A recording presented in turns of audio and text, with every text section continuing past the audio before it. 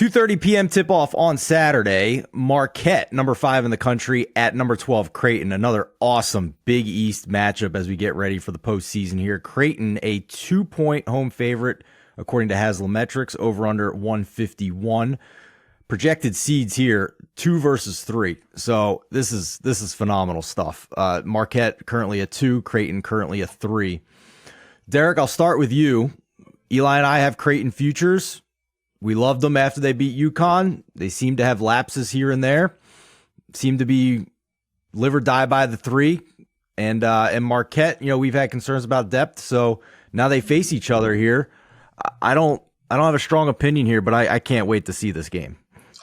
Yeah, this is going to be a good game. The one thing is that Shaka Smart, as an underdog, this is going to probably be a thing come Saturday. A lot of people are going to do this. At Marquette, he is 21-9-3 ATS as a dog. A lot of people are just going to blindly bet into that, and I'm not saying to do that. Marquette has won the last 3 games in this series, so it's a tough spot for Creighton, and it is a revenge game for them. So I do expect Creighton to, get out and play a little bit better. They're motivated to win this game.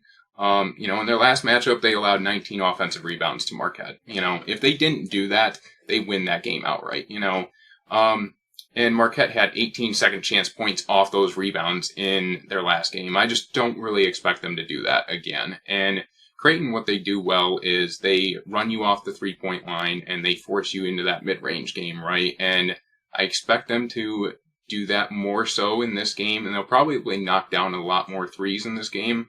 Ashworth, he really struggled in that Marquette game, and he's a bit Jekyll and Hyde away from home, right? So he plays a lot better when he's at home. I think he's shooting like 39% at home this year behind the arc, where as opposed to on the road, he's shooting like 31%. So whenever you back Creighton, you have to hope that they're sinking those outside shots, right? Because they shoot so many of them, and there's high variance with that. So I do lean Creighton in this game. I'm probably not going to bet it, though. So,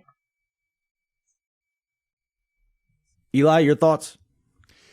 I'm right there with Derek. A lot of the same things in my notes, so I won't duplicate it. But Iguodaro, going back to the first matchup, 9 offensive rebounds to Derek's point.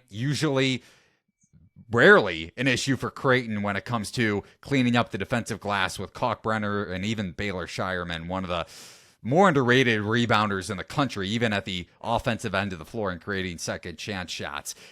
To that point, though, and to the point about this being a really good spot for Creighton and a huge game, not only for the NCAA tournament seeding purposes that Steven brought up, but these two teams currently number 2 seed and a number 3 seed, Marquette being the 2, Creighton being a 3 in the Big East tournament if it happened today. So it could conceivably flip-flop down the stretch, because after this game, Marquette has UConn at home. Revenge game, yes, but still theoretically could lose to the Huskies for a second time this season. And then you go to Xavier, which is never a easy place to win at, even though the Musketeers are having a down year. And Sean Miller could be already having 1 foot out the door at Ohio State. Then again, Greg McDermott could also be doing the same thing. He made some questionable comments, I thought, earlier in the week when reporters asked him about his future at Creighton, because I think he's gone either to Ohio State or another program with a ton of NIL money after this year, to be honest. But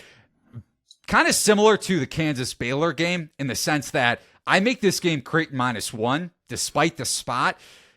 Line is probably going to close 3-4 in the Blue Jays' favor. So I'm not advocating to bet Marquette, and you're going to get a lot of people on the dog like Derek brought up.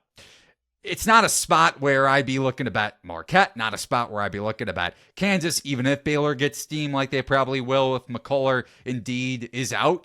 So you're betting on 3-point variance from Creighton one way or the other, and if they shoot lights out, they probably blow out Marquette at home in a revenge spot and trying to get that number 2 seed come the Big East tournament.